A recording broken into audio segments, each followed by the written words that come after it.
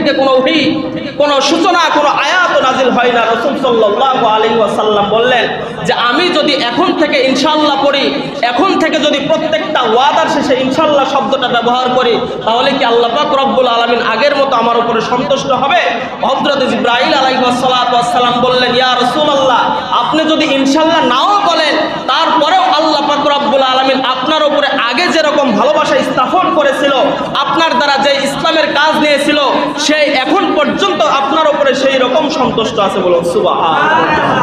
কেন 15 দিন যাবত আয়াত নাজিল করা বাদ দিলেন? হযরত জিবরাইল আলাইহিস সালাতু ওয়াস সালামকে কেন পাঠাইতে নিষেধ করলেন, কেন আসতে নিষেধ করলেন? একবার রাসূল সাল্লাল্লাহু আলাইহি ওয়াসাল্লামের দরবারে কয়েকজন ইহুদি বান্দা এসে ডাক দিয়ে বলতেছেন, তুমি নাকি সত্য নবী, তোমার কাছে নাকি আল্লাহ তাআলার পক্ষ থেকে নাজিল হওয়া কথা তুমি বের করো, আল্লাহ তাআলার আদেশ ছাড়া তুমি কথা জবান থেকে বের করো না, তাহলে আমাকে 3টা প্রশ্নের উত্তর দিয়ে দাও।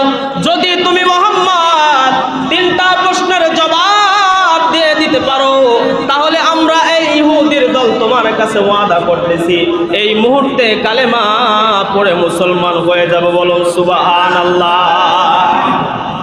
3টা প্রশ্নের জবাব যদি তুমি মুহাম্মদ দিতে পারো, তাহলে আমরা ইহুদির দল, একজন নয়, দুইজন নয়, তিনজন নয়, দল বেঁধে রাসূল সাল্লাল্লাহু আলাইহি ওয়াসাল্লামের ঈমান পরীক্ষা করতে এসেছে, দল বেঁধে রাসূল সাল্লাল্লাহু আলাইহি ওয়াসাল্লামের স্রষ্টা সম্পর্কে প্রমাণ নিতে এসেছে। আর এই দল বেঁধে তারা ওয়াদা করেছে, যদি তুমি এই 3টা প্রশ্নের জবাব তুমি এই মুহূর্তে দিতে পারো, তাহলে আমরা এক দল বেঁধে কালেমা পড়ে মুসলমান হয়ে যাব। বলো সুবহানাল্লাহ। মায়ার নবী ডাক দিয়ে বলতেছে, মা ইহুদির দল, কি এমন 3টা প্রশ্নের জবাব চাও, আমাকে জলদি করে বলে দাও। ইহুদিরা 1 নাম্বার প্রশ্ন করতেছেন, যে আসহাবে কাহাফ ছিল 7 জন অথবা 3 জন যুবকের ঘটনা আমরা পড়েছি, এই ঘটনা সম্পর্কে আমাকে একটু বিশ্লেষণ করো। এমত অবস্থায় এরকম অকাট্য দলিল দ্বারা প্রমাণিত 3টা প্রশ্ন যখন করলো, রাসূল সাল্লাল্লাহু আলাইহি ওয়াসাল্লাম বলতেছেন, আজকে আমি প্রশ্নের উত্তর দিতে পারবো না, আগামী কাল যদি আসো তাহলে তোমাদের প্রশ্নের উত্তর দিয়ে দেব। এই অবস্থায় আল্লাহ পাক রব্বুল আলামিন রাগান্বিত হয়ে গেলেন। আল্লাহ পাক রব্বুল আলামিন কেন রাগান্বিত হইলেন? রাসূল সাল্লাল্লাহু আলাইহি ওয়াসাল্লামের ঈমান এবং ভালোবাসা, আত্মবিশ্বাস পরীক্ষা করার জন্য আল্লাহ পাক রব্বুল আলামিন একটা কথা বলতে ভুলিয়ে দিয়েছিলেন। সেটা হলো, মুসলমানের আদর্শ হলো, মুসলমানের কথার দ্বারা যে চিহ্ন হলো, প্রত্যেকটা মুসলমান কোন ওয়াদা শেষে, কথার শেষে যদি ইনশাআল্লাহ না বলে, তাহলে ওই কাজের মধ্যে বরকত আল্লাহ পাক রব্বুল আলামিন উঠিয়ে নাই। কথা বলেন ঠিক কিনা? রাসূল সাল্লাল্লাহু আলাইহি ওয়াসাল্লাম বলতেছেন, আগামী কালকে তোমাদের প্রশ্নের জবাব দিয়ে দেব। এখন আপনারা আমার কথার উত্তরের জবাব দেন তো, যে প্রশ্ন রাসূল সাল্লাল্লাহু আলাইহি ওয়াসাল্লামকে ইহুদির দল করেছিল, এই প্রশ্নের উত্তর কি রাসূল সাল্লাল্লাহু আলাইহি ওয়াসাল্লাম নিজের থেকে দিতে পারবে? কথা বলেন। নিজের থেকে কখনোই দিতে পারবেন না। যেহেতু নিজের থেকে দিতে পারবেন না, সেহেতু তিনার রব যেই কথার উত্তর দিবে, ওই উত্তর অনুযায়ী ওই ইহুদিদের মধ্যে ওই কথা প্রচার করে দিবে। কিন্তু রাসূল সাল্লাল্লাহু আলাইহি ওয়াসাল্লামের একটি মাত্র শিক্ষণীয় বিষয় ছিল, তিনি এই জবাবের উত্তরে ইনশাআল্লাহ বলে নাই। এই কারণে আল্লাহ পাক রব্বুল আলামিন সমস্ত বিশ্ববাসীকে শিক্ষা দেওয়ার উদ্দেশ্যে তিনার উপরে একটু রাগান্বিত হয়েছে। এখন আমার প্রশ্নের উত্তরে আপনারা বলেন তো, রাসূলের কি ভুল আছিল? কথা বলেন। রাসূলদের কি ভুল হয়?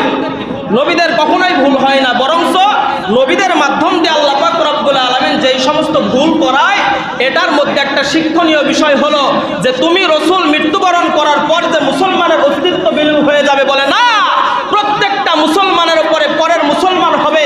কিয়ামত পর্যন্ত যত মুসলমান হবে, কিয়ামত পর্যন্ত যত ঈমানদার দুনিয়ার জমিনে বাস করবে, প্রত্যেকটা ঈমানদারের জন্য নবী এবং রাসূলের প্রত্যেকটা ঘোষণা হলো শিক্ষার বিষয়। কথা বলেন ঠিক কিনা? কথা বলেন। আল্লাহ পাক রব্বুল আলামিন রাসূলের মাধ্যম দিয়ে ভুল করিয়ে শিখাইয়া দিয়েছে, বান্দা, যে তুমি শুনে রাখো, জেনে রাখো, যেই দোস্তকে আমি নিজের আত্মবিশ্বাস থেকে, নিজের মহব্বত থেকে ভালোবাসি, ওই দোস্ত সামান্য ভুল করার কারণে যে শাস্তি দিয়েছি, তাহলে তুমি একজন সাধারণ ঈমানের অধিকারী হলে তুমি একটা ভুল করলে তোমাকে কত বড় শাস্তি দেওয়া হবে একবার চিন্তা করে। মায়ার নবী একবার ইনশাআল্লাহ বললেন না। 15 দিন যাবত তিনার কাছে ওহী নাজিল করা বন্ধ ছিল। যখন হযরত জিবরাইল আলাইহিস সালাতু ওয়াস সালাম তিনার কাছে আসলো, আসার পর যখন উত্তরটা খোঁজার জন্য প্রশ্ন করলো, জিবরাইল আলাইহিস সালাতু ওয়াস সালাম ডাক দিয়ে বলতেছেন, ও দোস্ত, আপনি যে ওই 3টা প্রশ্নের জবাব দেওয়ার ক্ষেত্রে ইনশাআল্লাহ শব্দ ব্যবহার করেন নাই, এই জন্যই আল্লাহ পাক রব্বুল আলামিন আপনার উম্মতদেরকে শিক্ষা দেওয়ার উদ্দেশ্যে 15 দিন যাবত আপনার সাথে সমস্ত রকম সম্পর্ক ছিন্ন করে রেখেছে। বলুন সুবহানাল্লাহ। 15 দিন যাবত বলতো আর মিটমিট করে হাসতো। আজকে তার মুখের মধ্যে কোনো হাসিও নাই, কোনো আনন্দও নাই। হয়তো তার খোদা তাকে ভুলে গেছে। মায়ার নবীর কানে যখন এই আওয়াজটা আস্তে আস্তে এলাকাবাসীর পক্ষ থেকে আসতে শুরু করলেন, বিশ্বনবী মুহাম্মদুর রাসূলুল্লাহ সবাই বলেন সাল্লাল্লাহু আলাইহি ওয়াসাল্লামের মনটা একেবারে খারাপ হয়ে গেছে। হায় হায়, যেই আল্লাহর কথা অনুযায়ী সকালটা শুরু করি, যে আল্লাহর কথা অনুযায়ী রাতটা আমি শুরু করি, ওই আল্লাহ যদি আমাকে ভুলে যায়, দুনিয়ার জমিনে আমার বেঁচে থাকার মতো কোনো অধিকার নাই।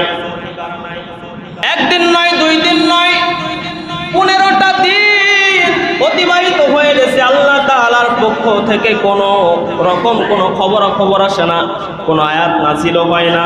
মায়ার নবী একেবারে ভীত সন্তুষ্ট হয়ে গেছে, আল্লাহ আমার উপরে রাগান্বিত হয়ে গেল নাকি। আল্লাহ পাক রব্বুল আলামিন সময় নাই, অসময় নাই, যে কোনো সময় হযরত জিবরাইলকে বিশ্ব নবীর কাছে পাঠাইতো। কিন্তু 15 দিন হয়ে গেল, আজ পর্যন্ত একটি বারের জন্য হযরত জিবরাইল রাসূলের কাছে আসে নাই। রাসূলের মনটা খারাপ হয়ে গেছে। আল্লাহ তাআলার দরবারে হাতটা তুলে দোয়া করতেছেন, আল্লাহ কি এমন ভুল করলাম, কি এমন ভুল করলাম যার কারণে হযরত জিবরাইলকে আমার কাছে পাঠাচ্ছ না। এই ভুলের কারণে, যেই ভুলের কারণে তুমি আল্লাহ আমার উপরে রাগান্বিত হয়েছ, ওই ভুল থেকে আমি রক্ষা পেতে চাই, আমি তওবা করতে চাই, আমাকে ভুলটা শুধরায় দেওয়ার সুযোগ করে দাও। আমার আল্লাহ পাক রব্বুল আলামিন হযরত জিবরাইল আলাইহিস সালাতু ওয়াস সালামকে ডাক দিয়ে বললেন, আমার দোস্তর কাছে যাও, গিয়ে খবরটা দিয়ে দাও, ওয়াদ-দুহা ওয়াল-লাইলি ইযা সাজা মা ওয়াদ্দাআকা রাব্বুকা ওয়া মা ক্বালা ওয়ালাল আখিরাতু খায়রুল লাকা মিনাল উলা ওয়ালা সাওফা ইউতিকা রাব্বুকা ফাতারদা। আমার ভাই, আমার বন্ধুগণ, আমি তো একজন সাধারণ ঈমানের অধিকারী। আমাকে একটা ধাক্কা দিলেই জাহান্নামের মধ্যে পড়ে যাব, আমার ঈমানের কোনো দাম নাই।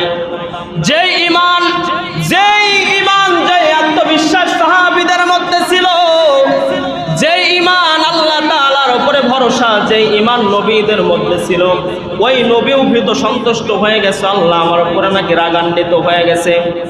মাত্র 15টা দিন রাসূলের কাছে হযরত জিবরাইল আসে নাই, এই জন্যই মনের মধ্যে একেবারে ঝড় কম্পন সৃষ্টি হয়ে গেছে। হায় হায়, আল্লাহ আমার উপরে রাগান্বিত হইল কিনা।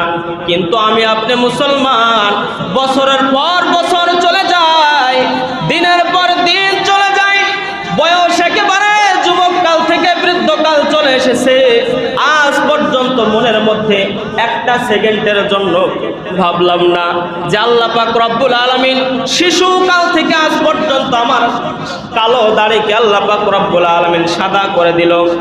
এতদূর পর্যন্ত আমল করলাম, এই আমলের মধ্যে কোন আমলটা আল্লাহ পাক রব্বুল আলামিন পছন্দ করেছে কিনা, এই কথার চিন্তা ভাবনা কিন্তু আমরা একটা দিনের জন্য মনের মধ্যে চিন্তা করি না। কথা বলেন ঠিক কিনা?